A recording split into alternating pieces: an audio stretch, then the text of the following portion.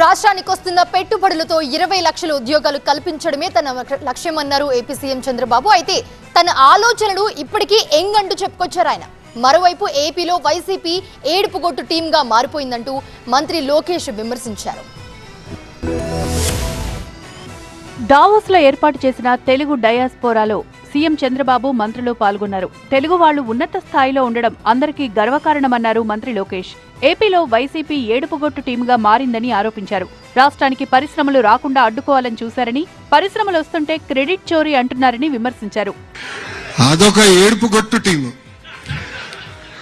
వాళ్ళకి ఏడుస్తోంది తప్ప ఇంకేది తెలీదు. పెట్టుబడులు మేము తీసుకొస్తామంటే ఏడుస్తారు. సింగపూర్కి వెళ్ళి పెద్ద ఎత్తున మేము అక్కడున్న మంత్రుల్ని పారిశ్రామికవేత్తలు కలిస్తే ఆంధ్ర రాష్ట్రానికి రావద్దని ఆ ఏడుపుగొట్టు టీం ఈమెయిల్ పెట్టే పరిస్థితి. ఇంతేకాదు కొన్ని కంపెనీలు కలిస్తే వాళ్ళు కూడా ఈమెయిల్ పెడుతున్నారు ఆంధ్ర రాష్ట్రానికి రావద్దని. క్రెడిట్ చోరీ అంటారు. ఈ టీంలు ఏమన్నా మోహన్ చూసి ఎవరైనా వస్తారా ఆంధ్ర రాష్ట్రానికి? 2047 నాటికి ప్రపంచంలో భారత్ నెంబర్ 1 అవుతుందన్నారు సీఎం చంద్రబాబు. గత పాలకులు రాష్ట్రాన్ని విధ్వంసం చేసి వెళ్లారు అన్నారు. పెట్టుబడుల ద్వారా 20 లక్షల ఉద్యోగాల కల్పనే లక్ష్యమన్నారు. ఏపీని ఏఐకు కేరాఫ్ గా మారుస్తామన్నారు.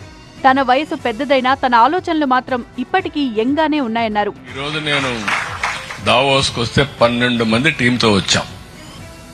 అందరూ యంగ్స్టర్స్. నేను ఒక్కడనే అనుభవం ఉండేది.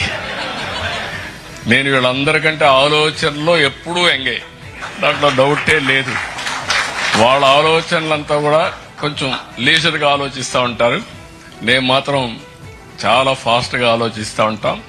ఇక దావోస్ లో తొలి రోజు చంద్రబాబు బిజీగా గడిపారు. చంద్రబాబుతో ఈరోస్ ఇన్నోవేషన్ చైర్మన్ కిషోర్ భేటీ అయ్యారు. Artificial intelligence, generative AI, deep tech, digital content economy రంగాల్లో పెట్టుబడులపై చర్చించారు. స్విట్జర్లాండ్ లో చంద్రబాబును భారత రాయబారి కలిశారు. ఏపీలో పెట్టుబడులకు స్విట్జర్లాండ్ కంపెనీలతో సంప్రదింపులు జరిపేందుకు సహకరించాలని సీఎం చంద్రబాబు ఆయన్ను కోరారు.